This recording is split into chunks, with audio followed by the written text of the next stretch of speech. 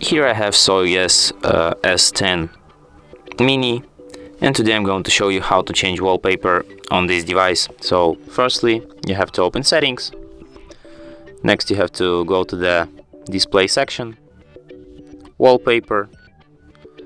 Here you can select if you want to set some live wallpapers, if you want to select one of the preset wallpapers from here.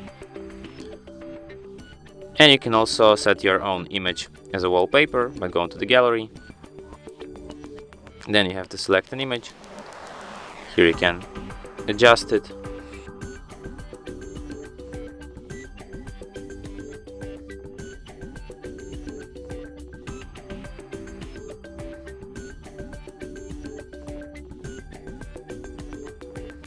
And then tap Set Wallpaper. And as you can see, wallpaper changed. And that's it. Thanks for watching. If you find this tutorial useful, don't forget to hit that like button and subscribe to our channel.